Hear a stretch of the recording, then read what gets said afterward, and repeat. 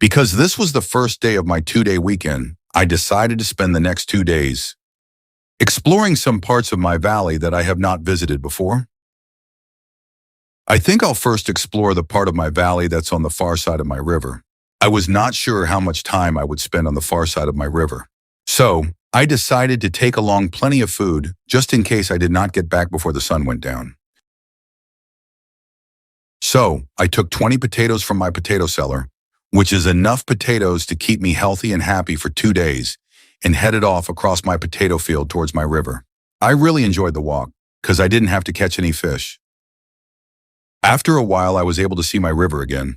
As I got close to the river, I became excited about crossing to the other side. The valley on the far side of my river looked really interesting. I didn't see any potatoes growing over there. And there were lots of things over there that looked like short green mountains. So I crossed the river and walked up to the short green mountains. These things looked interesting and strange at the same time. After I got up close to them, I could see that they were not mountains. There was no way I could step on them and walk up to the top. I decided that these things need a name. I think I will call them trees. I can see that these trees were covered with weird-looking blades of grass. They certainly didn't look like my potatoes. I think I'll call the things that cover these trees leaves. I was anxious to keep on exploring, so I decided to walk through the trees. When I got to the far side, I found myself standing on the edge of another sea of green. But this sea of green was much different than my potato patch. So I walked off through this sea of green to see what new things I might discover. After walking for a very long time, I reached a spot where I could look off into the distance and see more mountains. I was thinking about walking all the way over to the mountains and climbing them just to see what I could see. But all of a sudden, way off in the distance and out in the sea of green, something caught my eye. I was looking at something that seemed truly strange. It was shaped like nothing I've seen before. And after watching it for a little bit, I noticed that it moved around. As I stood there and looked at it, it slowly began to come my way. I stood very still and watched this thing with great fascination. Every once in a while, it would stop and eat some of the green stuff that's growing here. It continued to slowly walk towards me. And as it got closer, it did not seem afraid of me. It seemed more curious than concerned, but I became scared to death. Without giving it a second's thought, I dropped my potatoes and hit him on the head with my club. He fell down and didn't move anymore. He was dead. I saw that a bunch of red stuff had come out of his head. I don't know what it was, but I decided to call it blood. I wasn't sure what to make of all this, but then I realized that I was getting hungry. The very long walk from my potato cellar, down to my river, through the trees, and out here into this big sea of green had used up a lot of energy. My encounter with this thing had also excited me and used up more energy. So, on instinct, I picked this thing up, put it up to my mouth, and took a large bite out of it. It was real good. I ate and I ate until I had my fill. But I could not eat all of it. It was just too big. So I decided to take the leftovers back and put them in my potato cellar. So I picked the thing up and threw it over my shoulders. I also picked up my potatoes. Before I started off, I gave some thought as to what this thing might be. I decided to call it a lamb. Carrying the potatoes and the lamb at the same time made for a heavy load. This is not going to be an easy walk home.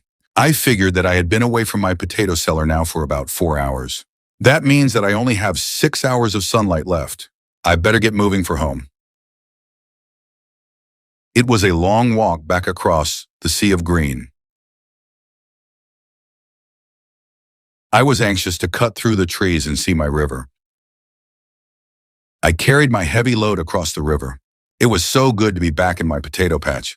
I immediately started my walk across the potato patch. I quickly left my river behind and moved along as fast as I could. But carrying the lamb and the potatoes made the walking very slow. Carrying the load really wore me out, and I was really glad to get back to my potato cellar. The long walk back seemed much longer than the walk out and had taken me over 5 hours. The sun was getting low on the horizon, and it would be dark soon.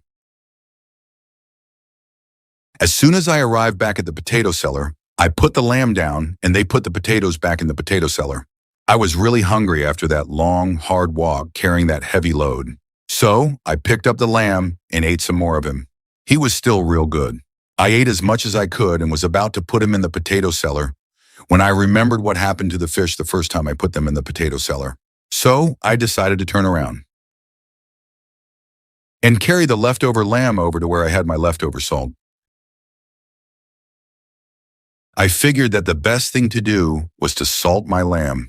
That might prevent him from going bad when I put it in the potato cellar. I'll just use my leftover salt. I won't need it for salting fish because I'll be going back to my ocean and salt pond to get some more salt before I take my next fishing trip. In order to salt the lamb, I decided to give myself some working room. So I stepped back and put the lamb on the ground. Although the lamb was real tasty, I had found that I couldn't chew the fuzzy stuff that grew on his outside. So I had just to spit that out. Also, his legs looked pretty skinny. There didn't look like there was much to eat on them. So I decided to pull him apart with my bare hands and only salt the parts that I thought looked good to eat. When I was finished tearing the limb apart with my bare hands, I had a bunch of parts left over that I didn't want to eat. And there didn't seem to be very much to the parts that I thought I would want to eat. I guess there's lots of waste to a lamb. I also noticed that tearing the lamb apart created a lot of blood. There were also real hard things inside the lamb. I decided to call these things bones. I could not bite them with my teeth. The inside of the lamb contained a lot of yucky things. They didn't look very good to eat. I decided to call them guts. Fortunately, I was able to pull the outside of the lamb off in one piece. I'm not sure what to do with all this stuff. I'll have to give that some thought. I needed to cover the parts that I was going to eat with the leftover salt that was in my turtle shell. I then had an inspiration. I'll put my lamb food in the turtle shell and mix it all up with the salt. When I finished covering all the lamb parts with plenty of salt, I then had another inspiration. I'll carry the salted lamb parts in the turtle shell over to my potato cellar.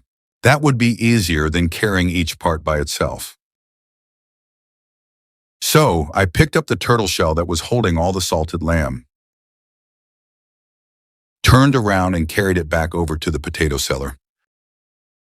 I put the salted lamb in the potato cellar, and I put my turtle shell on top of the pile of potatoes so it would be available the next time I go to gather salt. I moved around the lamb salt and made sure that the lamb was covered with salt real well. By the time I finished doing all this, the sun went down and it got dark. Even though this had been the first day of my 2-day weekend, it had been a long, hard-working day. It was time to head back to my cave. As soon as I walked over to my cave, I decided to reflect on the day's activities. I had traveled a long way and visited places I had never seen before. I'd also made several new discoveries. I discovered trees and leaves, a lamb. I taught myself how to butcher a lamb with my own hands, and then I discovered blood, bones, guts, and lambskin. For the first time ever, I've been to the far side of my river, and I've walked through my first forest. I've also explored a new sea of green. And best of all, I've discovered a new source of food, lamb. I taught myself how to salt the lamb meat and how to carry it around in my turtle shell. My only uncertainty at this point is whether or not salting the lamb will prevent it from going bad. But based on my experience with salting fish, I think that's going to work out okay. I reflected on how my belly felt after I had eaten the lamb. I ate lamb twice today. Once when I was out in the new sea of green right after I killed the lamb, and again after I had walked the lamb and my potatoes all the way back to my potato cellar. When I ate the lamb out in the new sea of green, I ate all that I could, and my belly felt full. It felt like I had just eaten 10 potatoes. But the long walk home carrying the heavy load had used up a lot of energy, and I was hungry again when I got back. So I ate lamb again and again. I ate all that I could. Eating all that lamb the second time felt like eating another 10 potatoes. Thinking about the amount of leftover lamb that I was able to salt and store in the potato cellar, I will assume that one lamb will feed me for 5 days under normal circumstances. That's because every day I usually eat 10 potatoes or 10 fish. That keeps me healthy and happy. So munching on a lamb until I've had my fill will also keep me healthy and happy. Based on the amount of leftover lamb that I was able to salt, it looks like there's enough lamb there for me to fill my belly for 3 days. After reflecting on all this, I realized that it was late and that I was tired. It was time for me to go into the cave and get some sleep. That night, I slept like a rock and had wonderful dreams. I dreamed about just how lucky I was. I live in a beautiful valley surrounded by wonderful mountains. I live in a cozy cave that gives me a comfortable place to sleep at night.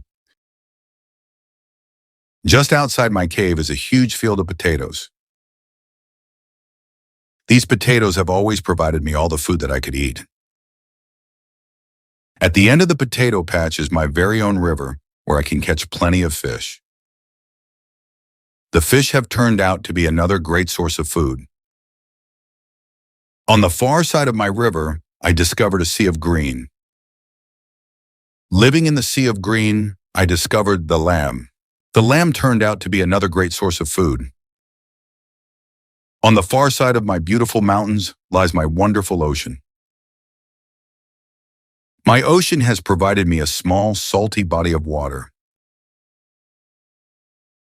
This is where I discovered the tuna fish. This too turned out to be a good source of food. The tuna fish and ocean led me on to discover my salt pond. This led to my discovery of salt and its ability to preserve fish.